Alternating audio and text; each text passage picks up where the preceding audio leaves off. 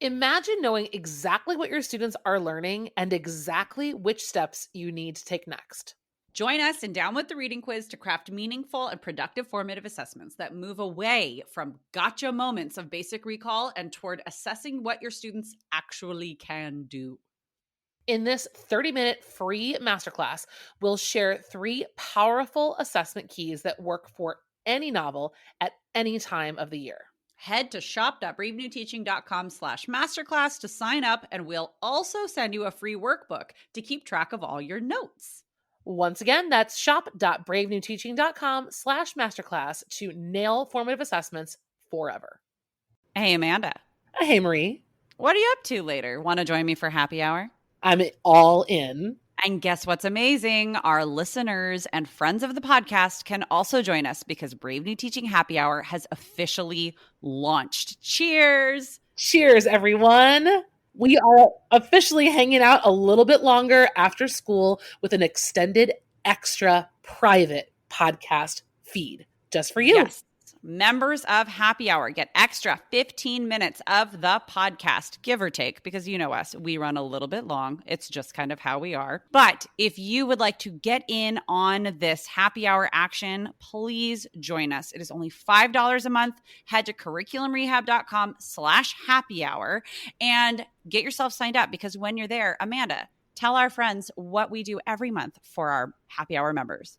I think my favorite part is coming up with a new free resource for our listeners every month. And then we pretty much break down that resource and how to use it. We also like to have guests on to do extended episodes and even Q&A that's just for you about that resource. It's really exclusive and super private just for you. So if you are like us and you like hanging out, you like chit-chatting about all things that are teaching, teacher life, and everything under that umbrella, join us for Happy Hour and we will see you there. Bye. Bye. Well, hello and welcome back to Brave New Teaching. I am Amanda, one half of the Brave New Teaching duo, and I am here this week with a solo episode sharing one of my favorite interactive game-like type activities with you all to celebrate March. That's right. It is time for not just March Madness, but Poetry March Madness. And in this episode, I'm going to walk you through how to get started, what supplies you're going to need, and some different configurations that maybe you've never tried before. So if you're brand new to the idea of Poetry March Madness, or if you're someone who's been around the block a couple times and you're looking for some fresh inspiration, I've got you covered on every level. Just a quick shout out to the teachers who are currently celebrating with us in the Shakespeare Teacher Festival. Thank you so much, one and everyone, for being there. We are having so much fun chatting with you in our little Facebook group and watching you learn and grow inside the course. It has just been a delight. And if you're just hearing about the Shakespeare Teacher Festival for the first time right now, no worries. We had and are having a live event as we speak, in that we are kind of interacting and talking on Facebook all at the same time. But if you still want to get in on the fun, we will have the video series available for purchase for you outside of this week. So at any point you want to get your Shakespeare on, we would love to have you in the Shakespeare Teacher Festival. We have 2 seasons of festivals to share with you, and all of that you can find at our website, which is www.bravenewteaching.com. That's also where today's show notes will be, and you will be able to download all of the goodies that I'm talking to you about today for Poetry March Madness. So you are in good shape if you have bookmarked bravenewteaching.com. We'd also love to take a second and ask for some of our friends who have been listening. And if you're listening today and you're thinking, this is a great idea, share a review with the Apple iTunes community. That is one of the best ways for our podcast to be found by teachers who are searching for support, searching for community. And your review would mean the world to us about how this podcast has helped your teaching, helped you on your drive home, your run, or just getting ready in the morning, wherever you listen to us. We thank you so much in advance for taking the time to leave us a review. And with all that, I think it's time to jump in to Poetry March Madness. Cue the music.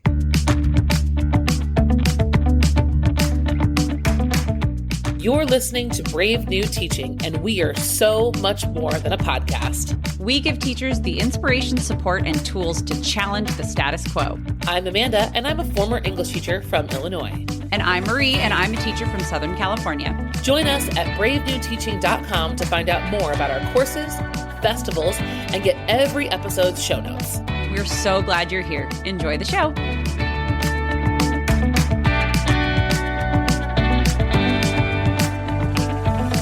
All right, so Poetry March Madness, you say. Amanda, what on earth is Poetry March Madness? Well, Poetry March Madness is a fun, seasonal kind of game to play in your classroom in the spring.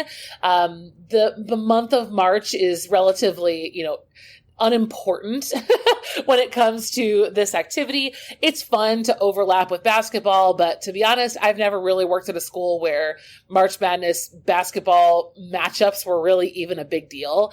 People just know the term March Madness, so it's not really important that this happens during May. What's important is that you listen to the principles, the idea, and make it work where and when and however you want. So the idea behind Poetry March Madness is really the bracket system, and that poems will be selected to compete, which I'm saying in air quotes, compete against one another. So when I think about my goals for Poetry March Madness, I'm really thinking about, when we gamify anything, gamification is about enjoying the genre, enjoying the moment, and just really kind of giving exposure time to poetry that it normally doesn't get.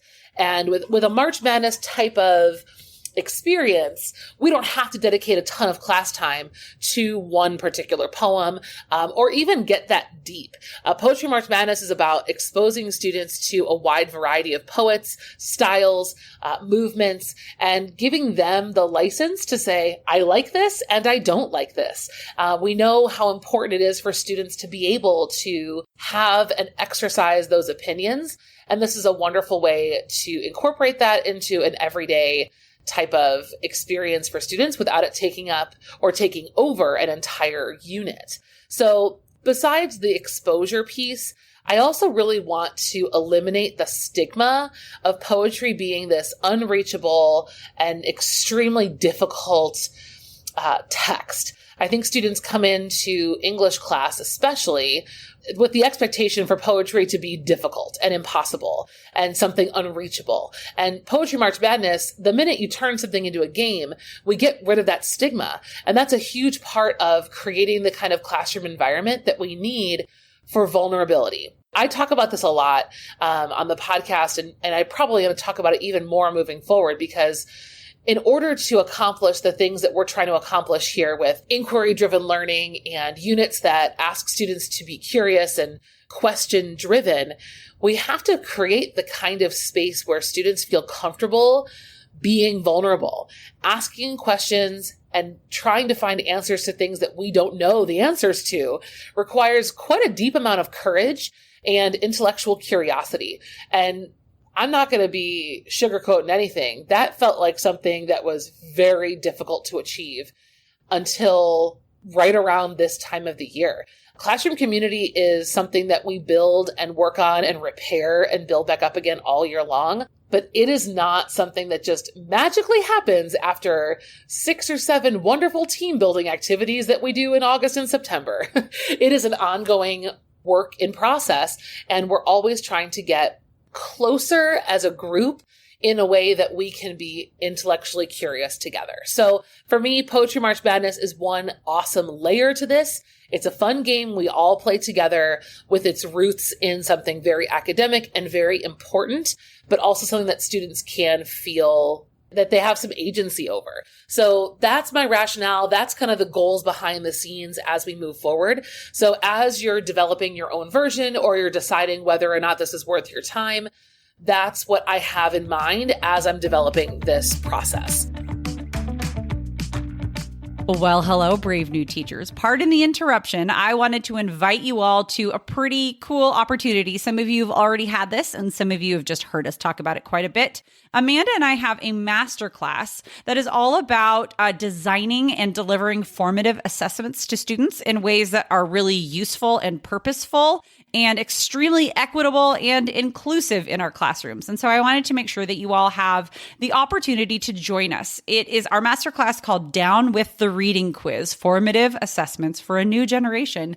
And it is something that we put together, almost a year and a half ago, where we go through 3 different types of formative assessments that we use in our own classrooms that provide quite a bit of equitable and inclusive feedback for us and for our students about what students are actually really learning. We show you how to design and create and then implement and grade formative assessments that deal with students actually synthesizing information instead of regurgitating what they think you think they should know, but actually showing what they can synthesize. It also has different strategies for assessing analytical skills, and then another strategy or 2 for assessing student writing skills in a formative way, and all the while also assessing student understanding comprehension, whether that's reading or just understanding of a lesson. We give 3 different strategies for formative assessments. We absolutely love it. We have had hundreds of teachers come through this masterclass and say it is changing the way that they approach assessment, formative assessment anyways, in their classrooms. And so we wanted to make sure that you knew about it. If you would like to register for free and actually watch it immediately, you can head to bravenewteaching.com/masterclass or the show notes for this episode. Cannot wait to see you all there. Again, that is bravenewteaching.com/masterclass. Join us for Down with the Reading Quiz and see the results in your classroom really change it all for the better. It is a true game changer. All right, back to the show.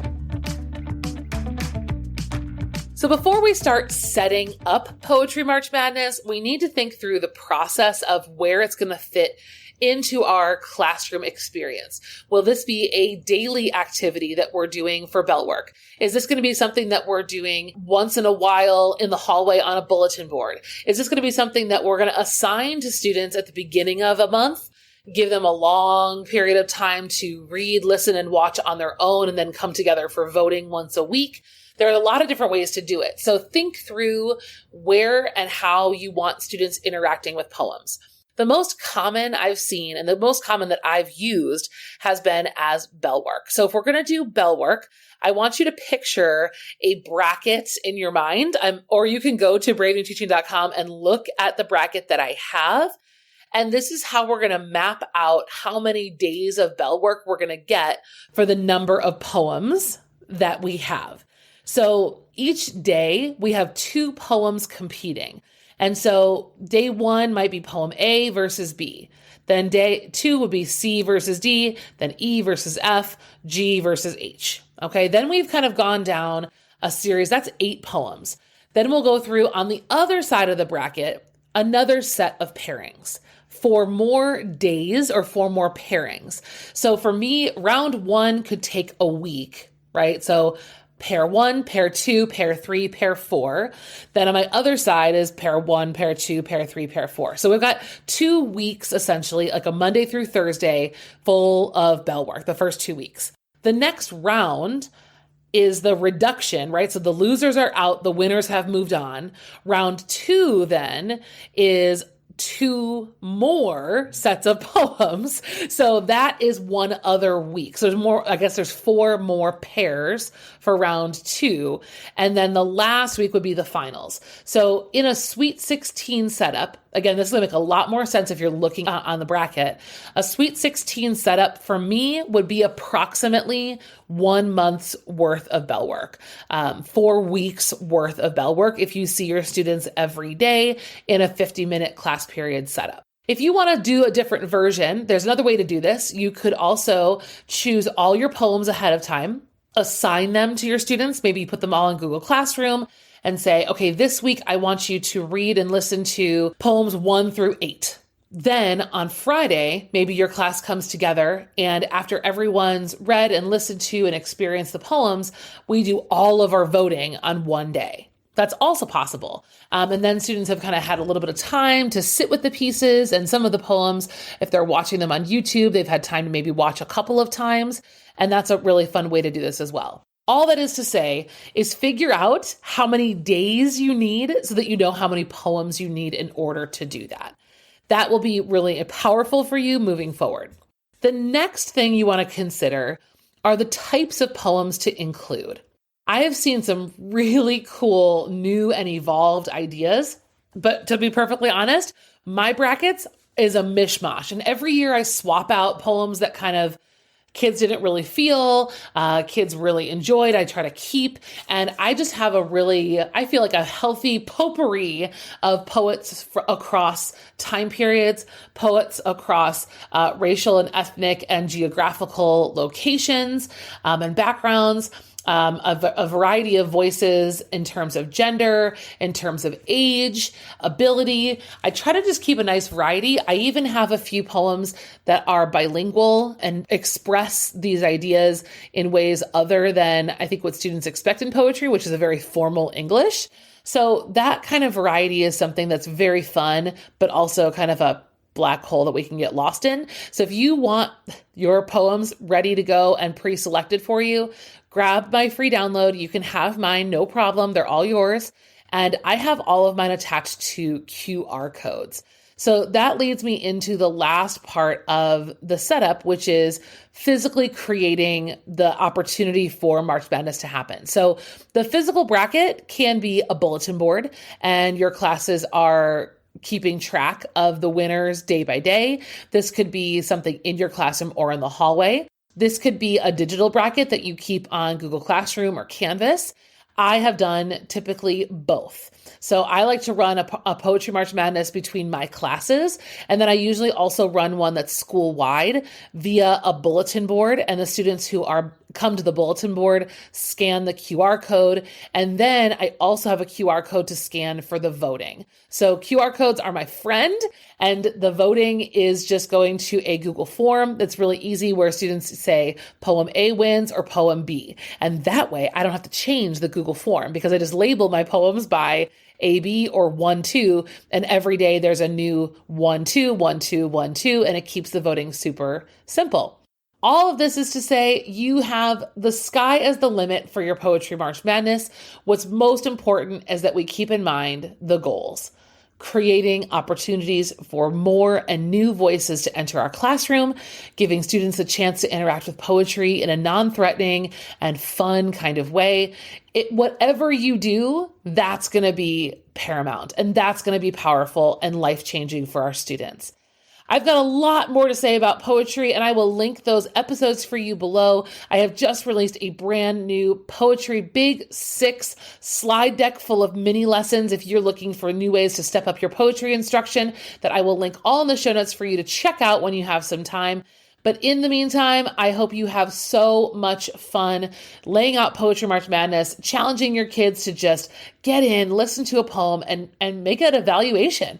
Is this something that you enjoyed or not? Is one of these better than the other? Why or why not? And let your kids really just take ownership of that part of your classroom for a little while and report back. Let us know how it goes. I'd really love to know how your Poetry March Madness experience goes this year or next year. And if you choose to do it in April, we'd love to hear about that too.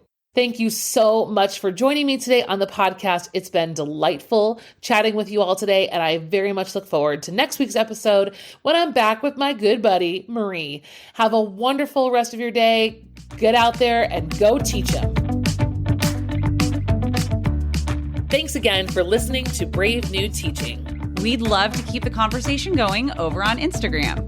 And while you're there, check out the links in our bio for the most up-to-date events going on in the Brave New Teaching community. Thanks for being here and have a great week at school.